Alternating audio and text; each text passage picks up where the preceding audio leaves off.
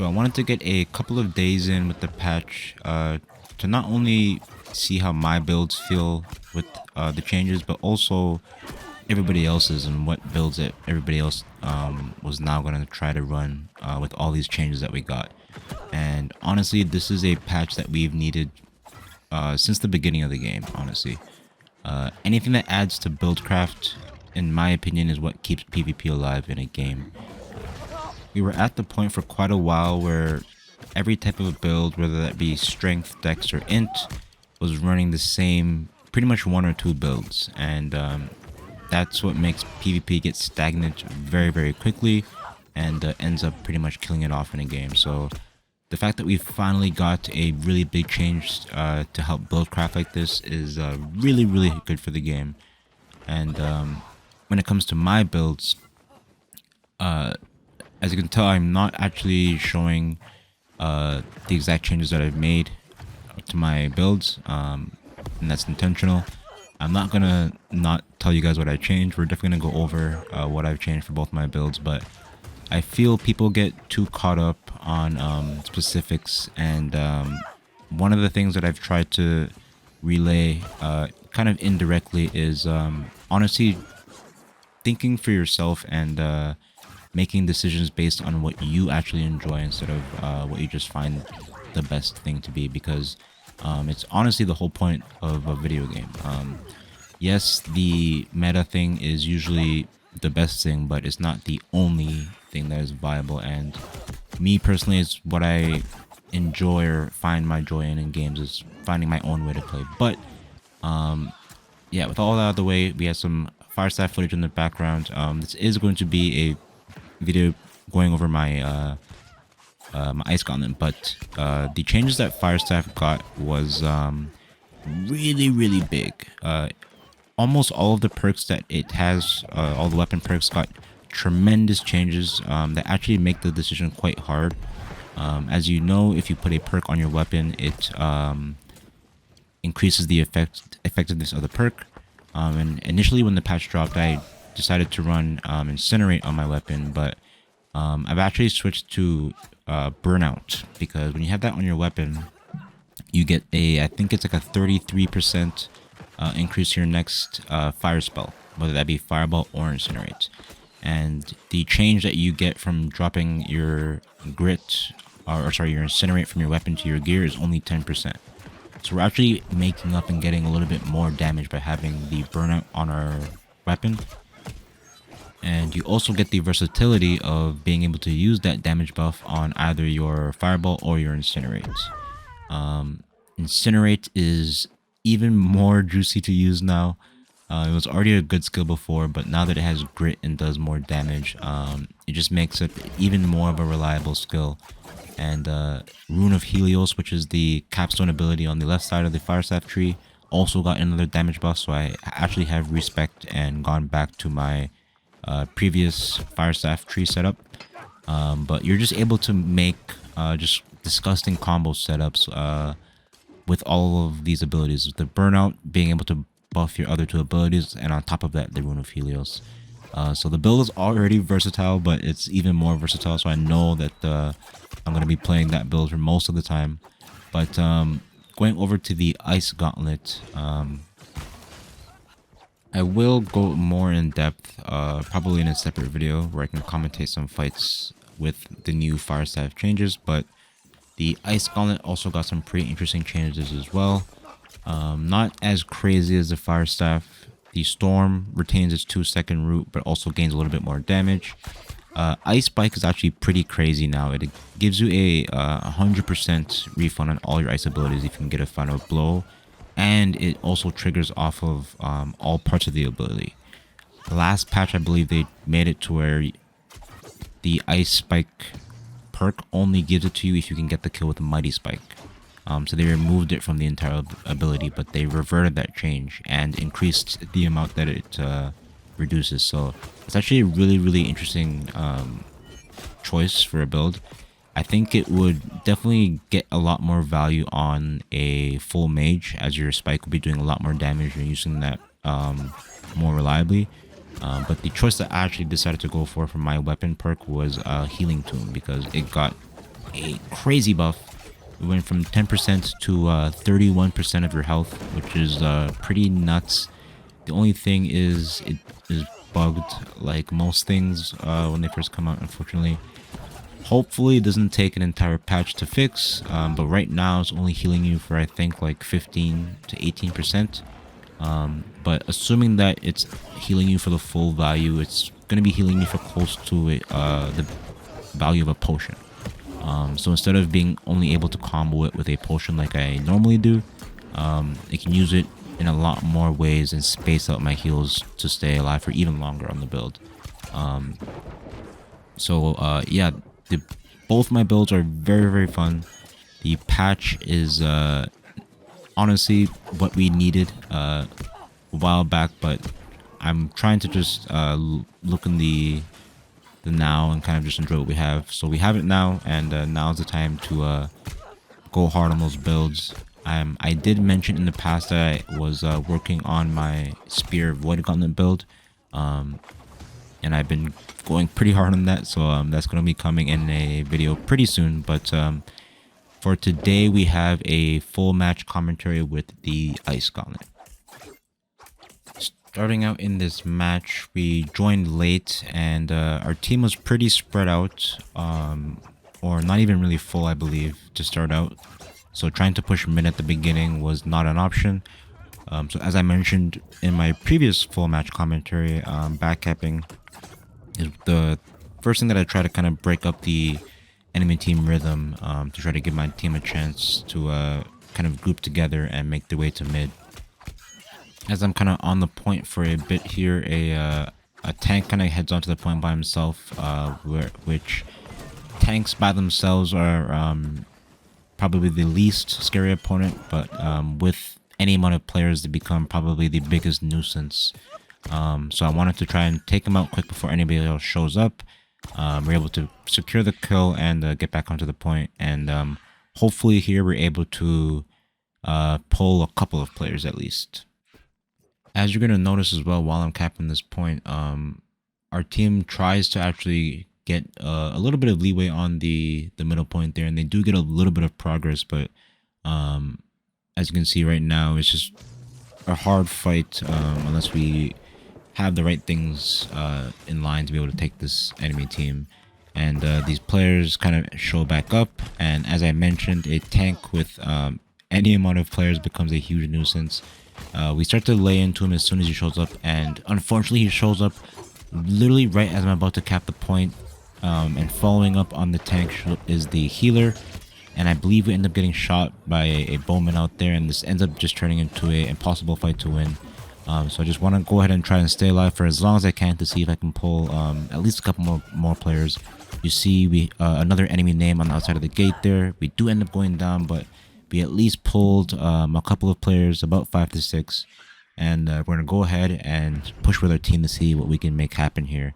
As I did mention, we did join this match late though, so I believe Baron is about to come up right now, or it is in about 2 minutes, so that is going to be something that I'm keeping my eye on. But it looked like the back cap was successful in giving our team some time, or a little bit of space, and they are able to capture Sun. As I also mentioned in my backcapping video, if you can capture 2 points, that's really all you want to do. So I immediately make my way back to the point just to see the status of it, to see if they're starting to push back onto it. I see a lot of my teammates are outside of the point, which is something that I don't like. Nobody is on the point yet, but the fact that most of our entire team is outside on the backside of the point is really bad. I much more prefer them to just be inside of the point, holding the enemy team outside. So I decided to just go aside and see if I can help them finish off these players quickly. But as you can see, we are getting a little bit closer to that Baron spawn. So usually when it gets to about the minute mark, I want to try to make my way over, because if you can get there first and keep people out, it will give you quite a big advantage to get in the point. Now, I do waste quite a bit of time, as I notice a couple of players are pushing onto the point here, but I'm not going to end up staying in this fight too long, because even though we're not that far behind, a small lead can turn into a big lead pretty quickly. And Baron is one of those things that can help you secure your points. So as soon as we push them outside of the point, I throw a storm on top of that clump just to slow them down a little bit and make my way to Baron with a couple of teammates here. And you're going to notice as soon as we kind of get in between Baron and a couple of players, we're going to not really fully commit to a fight, but just kind of threaten them and show the option of a kill. Because like I said, you don't want to just kind of allow the team to just, or the enemy team to just freely walk onto the point. So we get a mage pretty low there with some help from a bowman, and a healer does show up. So I want to make my way back to the point, and I'm just going to kind of keep turning back around. Each time that I see he pushes up forward, I'm going to go ahead and just turn back onto them. Especially with the healer here, like I said, there's no chance of me really getting a kill here. A lot of our enemy team, or our team, excuse me, is showing up behind them, so we are getting a sandwich here, but in me trying to get the kill there, they're able to kind of just slip by, unfortunately. So healers first, as I always mention, is kind of the first target we want to go for. I do notice the mage is very, very low though, so we do end up going for the flush to finish him off there. And it looks like a couple of my teammates do have the same idea. I turn though, and the Baron is super low, so we run over and just snag it with the spike just to make sure, because as you can see behind the Baron, there's a couple of bow players who are looking to get that steal. And luckily we are able to get it with the spike. And we're going to go ahead and just pursue any stragglers out of the pit just to force their respawn and give them a little bit of a longer route to make to the point. But yeah, if we're able to hold these 2 points, we're going to go ahead and pretty much be a Bruiser in disguise. This ends up being one of the craziest matches that I think I've gotten on this build.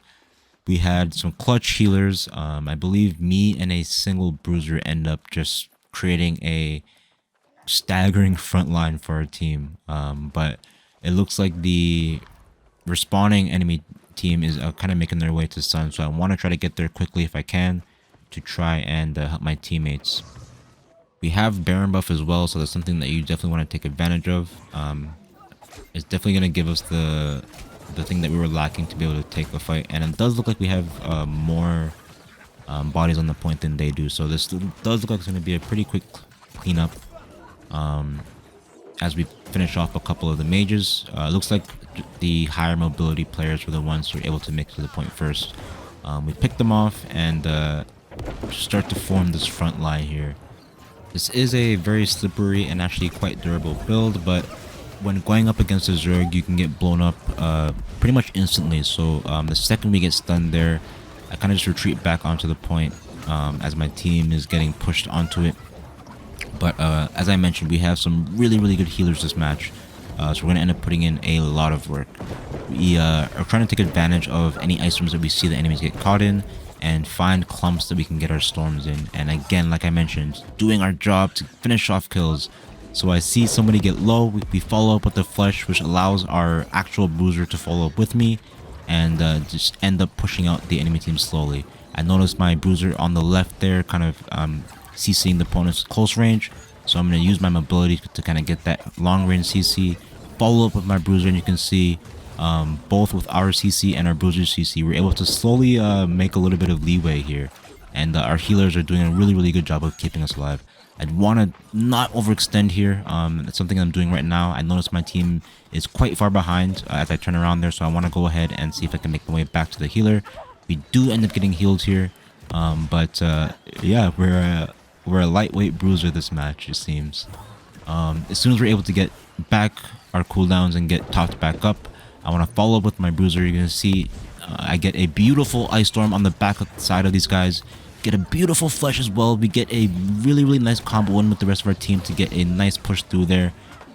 Get a lot of them low. We're not able to get the finish, but it looks like we broke through their front line, which allowed our team to pretty much just charge up. And again, I'm overextending a little bit here. We do have our Entomb and some of our cooldowns to keep us alive, and we're just being a madman and jumping in their team. I'm a little bit ahead of the Bruiser, which is okay. It's kind of allowing him to kind of follow up and line up his hammer abilities without getting pecked by the range abilities. And we pretty much run all the way up to the point with our entire team behind us, just straight up leading the charge, using that mobility and our heals to stay alive. Unfortunately, I'm a little bit too overzealous and we do get caught and finished off on the point, but a beautiful first push with our Bruiser there, and I'm pretty sure it's actually just a single Bruiser and myself. That's the front line for our team. Pretty much everybody else is a ranged character. But we do end up going down there. I want to go ahead and make my way back to the point as quickly as I can. It's actually wild what you're able to do with some really good healers on a even semi-durable build. You see we're able to pretty much push the entire team back to their back point there, which is really cool. We make it back, and this entire time we're just buying time and getting points on 2 caps here, and it's really what you want to do. We don't really need to push up as far as we did. As long as we hold Star and Sun, it's all we really need. As you see, we've come back and we now have a 200-point lead. But it looks like the enemy team has regrouped a little bit. Our team is a little bit kind of split up out in the front here. But it doesn't look like their team is regrouped it, so I want to go ahead and see if I can pick off a straggler, as I do right there.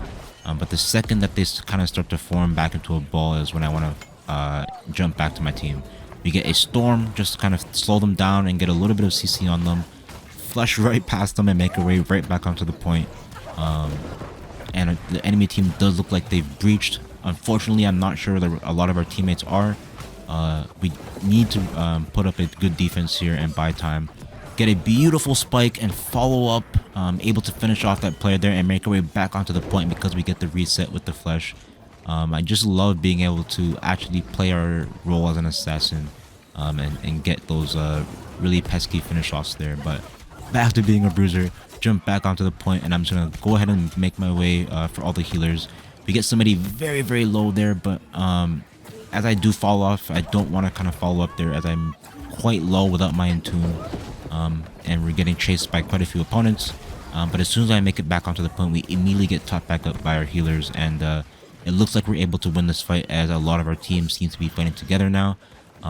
Picked off most of the players here, and we're back to being able to slowly form a front line again. It looks like our Bruiser is already out here, and being on an ice build with this Bruiser is actually what's allowing us, I think, to provide such an effective front line. Even though Storm doesn't do a lot of damage, it does a really good job at displacing people, and placing it on clumps like I have been every time is what's giving our Bruiser an easier opening to find those hammer stuns. But as you see right here, we land another Storm into the hammer stun, get another few kills off. It seems to be the combo that our Bruiser is looking for. The second that I placed on a Storm, he follows up with the shockwave, and we get a bunch of damage in. We're able to finish off a couple of players there, and I am caught again, and I do go down. I actually did have an ability and enough energy to dodge there, but as I mentioned, with that many people there, you can get blown up from 100 to 0 very quickly. But hopefully, I think it was actually only me that went down this time. It looks like our Bruiser is going ham in chat there, which he should be. We're going ham this match. This is a super crazy match. Right off respawn is rinse and repeat though. Make our way right back to Sun, and as I've mentioned, holding 2 points for a majority of the game is going to be enough to win you a game of time.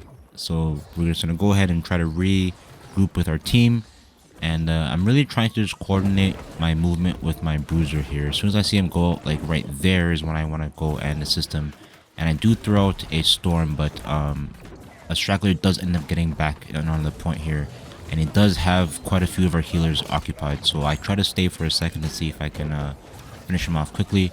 It does have quite an invasive build, so I need to make it out here to assist our Bruiser. I get caught in a pretty nasty shower there, but I just jump into my Entomb to give myself a reset. Get a beautiful Storm right on the clump. We get one of the stragglers quite low. We're able to finish him off out of the fight. We land the spike and we're able to get that kill pretty quickly. And we're going to go ahead and just jump back to the main Zerg. It looks like our team is pushed back onto the point, so I want to go ahead and just make my way there as well, as we're not going to survive for quite long being out there by ourselves.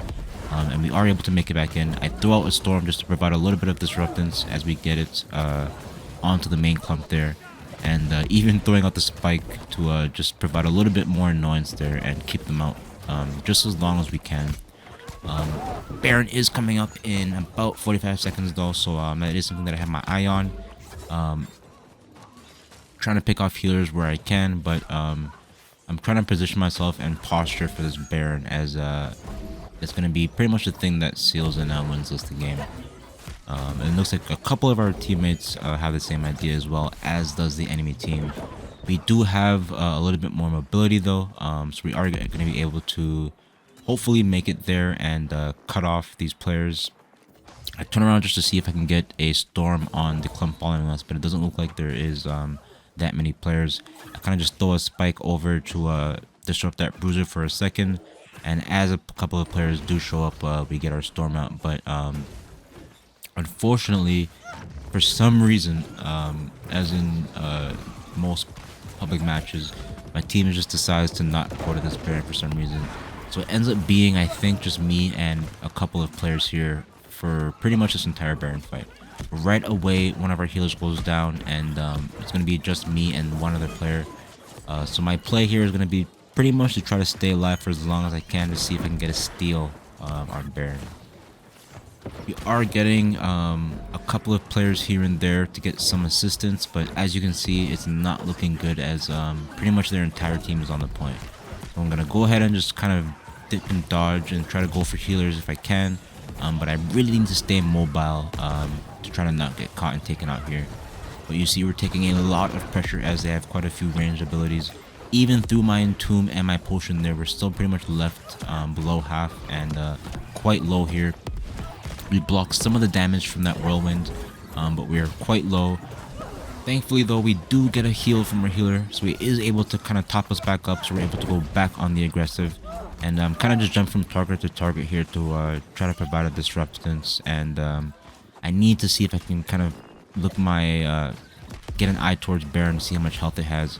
But we are kind of jumping around for too long, and Baron does go down. So I see if I can go ahead and make my way outside of the point here. I do end up getting tunnel vision there, but not much we're going to be able to do, as pretty much the entire team is there and we're by ourselves. Even though we do end up giving them the Baron, it's something that I don't recommend, but our team just decides to kind of fortify on the point, and it actually does end up winning us out the game. It looks like we had gotten our team to believe, I guess, enough in the idea of grouping together, as they're able to kind of just finish out their match by themselves. And I kind of just end up going off by myself and finding myself in a pretty fun 1v1 with a player here. But yeah, that's going to be the match. As I mentioned, I'm going to be doing both videos on my fire staff to go a little bit more over that, but I'm pretty excited to go and show you guys my improvements that I made to my Spear of Void Gauntlet build. Not only the build, but I actually have something kind of interesting planned for that video. So I hope you guys are looking forward to that.